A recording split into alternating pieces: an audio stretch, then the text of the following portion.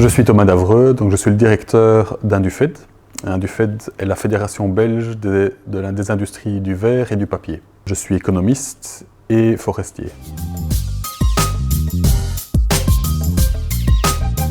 Beaucoup de gens pensent encore qu'on coupe des forêts pour fabriquer du papier. C'est faux. Le papier est fabriqué à partir de ce qu'on appelle les sous-produits de la forêt et des scieries, c'est-à-dire ce qu'on sort après avoir coupé des arbres pour fabriquer des maisons, des meubles. Les forêts tropicales ne disparaissent pas à cause de la production de papier. Soyons bien clairs, la cause essentielle de la déforestation dans l'Amazone ou dans les zones tropicales vient d'une part de l'élevage. On coupe les arbres pour faire de la place pour les bovins en particulier, et de l'agriculture. Et de nouveau en particulier le soja dans certaines régions et dans d'autres régions l'huile de palme.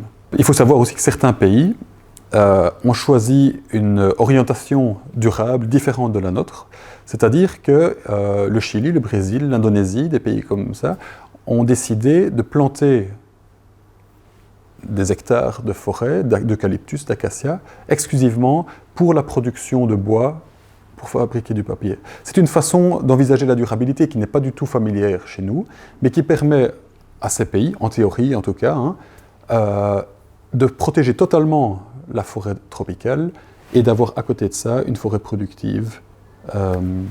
C'est une façon de voir les choses. Alors, le papier a un lien très fort avec la photosynthèse, évidemment, et la capture de CO2. Le papier stocke du CO2. Pourquoi ? Tout simplement parce que quand un arbre pousse, il pousse grâce à la photosynthèse. Donc la lumière du soleil, la lumière est l'énergie qui lui permet donc de capter le CO2 via ses feuilles, de mêler ça avec de l'eau et des minéraux qu'il capte via ses racines essentiellement, et de transformer tout ça en glucides, donc des sucres, dans lequel se retrouve ce CO2. Ces glucides sont ensuite utilisés par l'arbre, sont stockés en grande partie dans le bois, et donc le CO2 minéral qui a été capté dans l'air est transformé en CO2 organique et capturé donc dans les fibres de bois. En parlant alors des rejets spécifiques, des émissions de CO2 spécifiques de l'industrie, il faut savoir que sur les 20 dernières années, donc depuis le début des années 2000, les émissions spécifiques de CO2 de l'industrie papetière en Europe ont été réduites de 45%.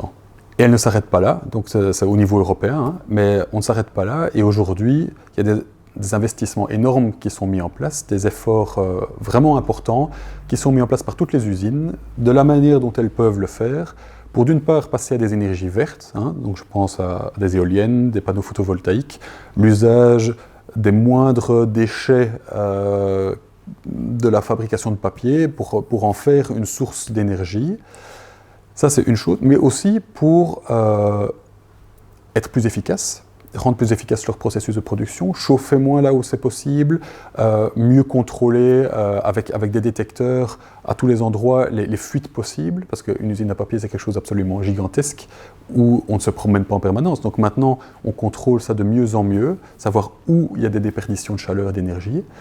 Et finalement, énormément d'usines, je dirais même la majorité aujourd'hui, certainement en Belgique, réutilisent leur chaleur, la chaleur qui est produite pour sécher le papier, qui est produite par les machines, réutilisent cette chaleur soit pour en faire bénéficier des bâtiments publics, comme un hôpital, un hall sportif, soit pour l'utiliser dans un autre processus industriel, dans une usine voisine par exemple, pour du séchage, pour du chauffage, etc. Donc il y a énormément d'efforts aujourd'hui qui sont faits pour à la fois réduire énormément les émissions de CO2 et en même temps pour maximiser l'usage qui est fait de l'énergie qui est utilisée.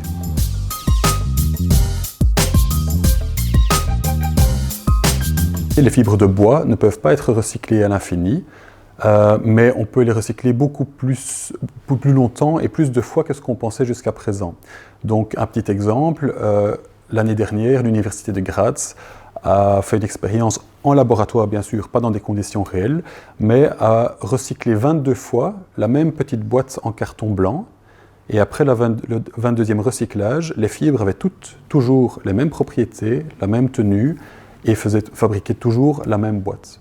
Bien entendu, c'est pratiquement impossible aujourd'hui de faire ces tests dans un milieu industriel et de suivre, de taguer une fibre ou de taguer quelques fibres au long de leur vie. Mais on se rend compte qu'en fait, les fibres de bois durent beaucoup plus longtemps que ce qu'on pensait. L'eau est l'autre élément essentiel dans la fabrication du papier, un élément et un usage pour lequel l'industrie papetière a été fort critiquée.